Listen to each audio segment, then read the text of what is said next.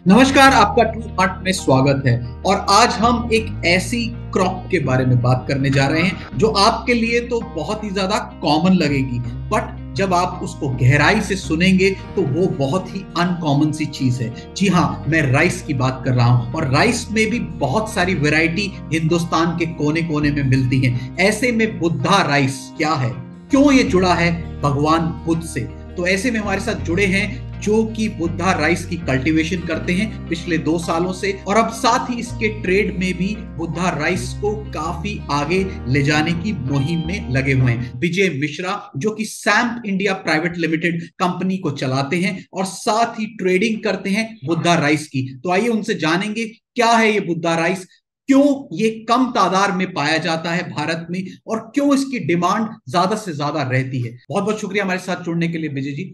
तो विजय जी, मेरा सवाल आपसे सबसे पहला जाता है बुद्धा राइस, जिसका नाम साक्षात ईश्वर से जुड़ जाता है। क्या चमत्कार है इस राइस में, क्या कहना चाहेंगे? ये राइस वाकई में अपने आप में चमत्कारिक है, क्योंकि ये राइस की जो पैदावार होती है सिर्फ वो बुद्धा लैंड पे ही होती है और बाकी हिंदुस्तान के किसी भी कोने में इस राइस की पैदाइश संभव नहीं है, क्योंकि वहाँ का जो भौगोलिक स्थिति है इस राइस के लिए उपयुक्त है।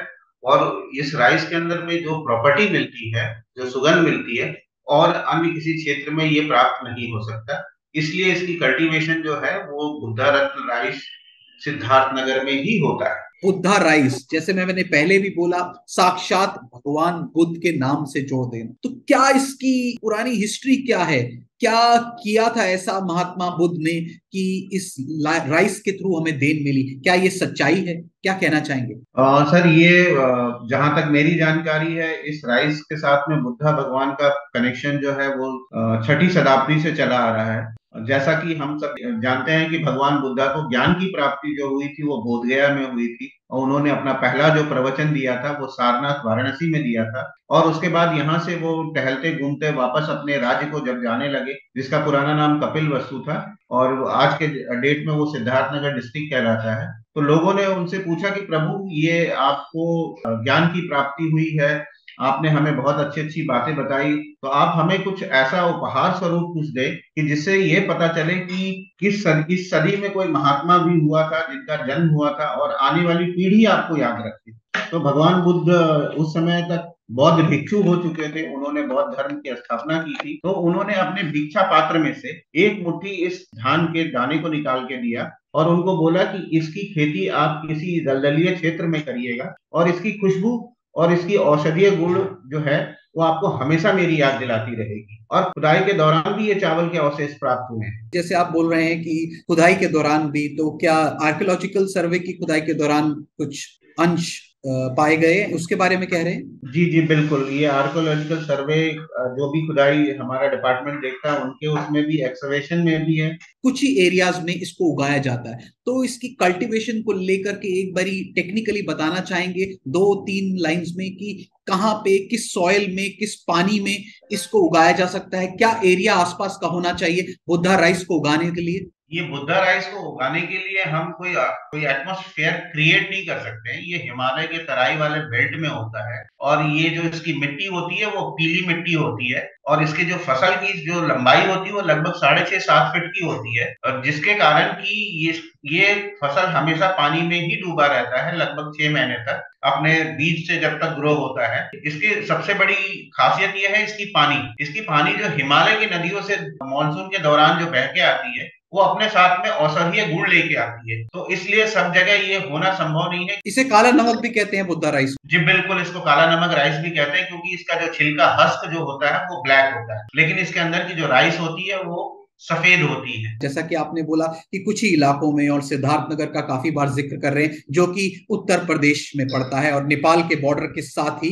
वो एरिया लगता है। तो ऐसे में और कोई एरियाज हैं जिन्हें डिमार्केट किया है हिंदुस्तान में इस राइस के लिए? जहां तक मेरी जानकारी है, साइंटिस्ट ने, ये हम जिसकी फार्मिंग करते हैं वो स्पीसीज है, वो मेन क्रॉप है जिसकी हम फार्मिंग करते हैं। लोग जो प्रजाति में खेती करते हैं वो इसको कई जगह पे उगाने की कोशिश कर चुके हैं, लेकिन ये जो स्वाद, ये गुण और जो इसका लाभ है वो उसमें प्राप्त नहीं होता है। तो इस वजह से लोगों ने सिद्धार्थ नगर के काला नमक चावल को ही मुख्य माना है। सिद्धार्थ नगर का काला नमक चावल जो है ये आज की इसकी प्रसिद्धि नहीं है।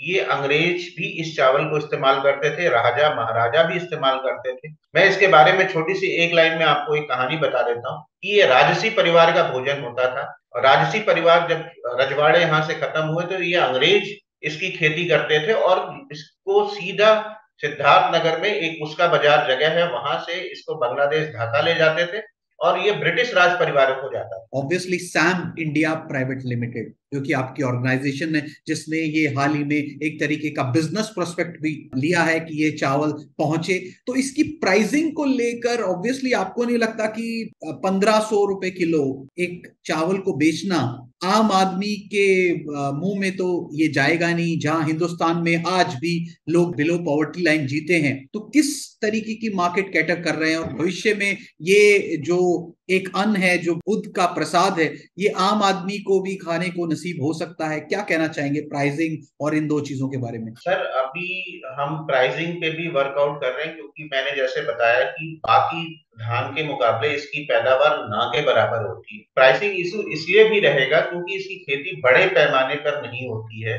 और इसकी खेती करने की जो विधि है वो बिल्कुल हम नेचुरल फार्मिंग करते हैं। हमारा मुनाफा कमाना उद्देश्य नहीं है। हमारी प्राइस अगर ज्यादा है तो हमारी लैंडिंग कॉस्ट ज्यादा होने की वजह से, क्योंकि हम इस राइस को जो स्टोर करते हैं वो -2 डिग्री सेल्सियस में स्टोर करते हैं कि जिससे इसकी अरोमा, खुशबू और इसका औषधीय गुण बरकरार रहे। आजकल सरकारें अपनी योजनाएं बना रही हैं, वन डिस्ट्रिक्ट वन प्रोडक्ट, तो क्या ये वन डिस्ट्रिक्ट वन प्रोडक्ट की श्रेणी में लाया जा सकता है? Buddha rice already one district one product के अंदर में शामिल है और अपनी फार्मिंग का हमारा मोटो ही ये है, स्वस्थ रहो और सबको स्वस्थ रखो। तो औषधि गुण जो हैं वो क्या हैं, और आपने क्लिनिकली उनका टेस्ट कराया, उसके बारे में क्या कहना चाहेंगे? सर हम जब ये राइस हमारी पैदावार होती है तो हम सबसे पहला काम ये करते हैं, इसको हम लैब टेस्ट के लिए भेजते हैं। लैब टेस्ट में हम पहले इसका केमिकल टेस्ट करवाते हैं कि इसके अंदर में किसी तरह का कोई केमिकल तो नहीं है, क्योंकि हम तो खेती जो करते हैं वो प्राकृतिक खेती करते हैं। दूसरा, ये इंडिया का पहला ऐसा सफेद चावल है जिसके अंदर में